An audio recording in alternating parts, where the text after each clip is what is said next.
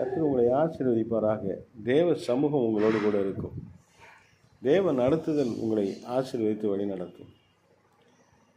ஒரு காரியம், கர்த்தருடைய சமூகத்தில் தேவனுடைய தயவு என்பது நமக்கு மிக விலையேறப்பெற்ற ஒரு ஆசீர்வாதம். எப்படி மனுஷ கண்களில் தயவு கிடைக்கணும் அப்படின்னு நம்ம நினைக்கிறோம். மனிதர்கள் நமக்கு உதவி செய்யணும், தயவு செய்யணும். உதவி வேறு, தயவு வேறு.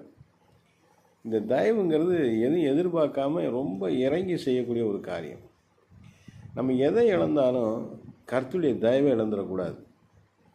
கர்த்தருடைய தயவு இருந்தால் நீங்கள் சூழ்நிலைகளை மாற்ற முடியும், சூழ்நிலைகளை ஜெயிக்க முடியும். கர்த்தருடைய தயவு உங்களுக்கு இருந்தால் உங்கள் வேதனைகள் மாறும், மற்றவருடைய வேதனைகளையும் நீங்கள் மாற்ற முடியும். கர்த்தருடைய தயவை நீங்கள் எப்பொழுதும் தக்க வைத்து கொள்ளணும். கர்த்தருடைய தயவை பெறுவதற்கு நீங்கள் கர்த்தருக்கு பிரியமாய் நடக்கணும். அதிகாலையில் கர்த்தரை தேடணும். எப்பொழுதுமே கர்த்தருக்கு ஏற்றபடி உங்கள் இருதயத்தை வைத்திருக்கணும். கர்த்தருடைய சமூகத்தை நாடணும். உலக களியாட்டு, உலக பொழுதுபோக்கு, உலகத்தின் காரியங்கள், உலகத்தில் இருக்கிற தீங்கான மனிதர்களை நம்ம அதிகமாக நேசிக்கிறது, அவருடைய ஐக்கியம் வைத்திருப்பதெல்லாம் தேவ தயவு நம்ம விட்டு கடந்து போவதற்கு ஏதுவாகும். இப்போ இந்த உலக காரியங்கள் எல்லாம் அக்கிரமமானது. கிறிஸ்தவம் என்பது என்ன? ஒழுங்கானது, கிரமமானது, சுத்தமானது, பரிசுத்தமானது, உத்தமமானது, தூய்மையானது, உண்மையானது, நேர்மையானது, மற்றவர்களுக்கு கெடுதல் செய்யாதது. இதுதான் கிறிஸ்தவம்.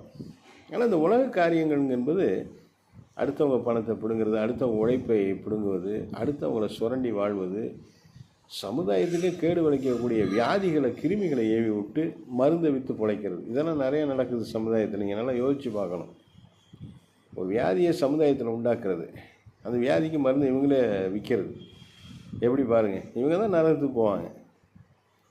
மற்றவங்கெல்லாம் பயப்பட வேணாம். நம்ம என்ன பாவம் செய்கிறோம், நரகத்துக்கு போகலாம் போயிடும். பயங்கரமான துணிகரமான பாவங்கள்லாம் நீ உலகத்தில் செய்கிறவங்களாம் ரகசியமாக செஞ்சுக்கிட்டு இருக்கான் பணக்காரன் போர்வையில்.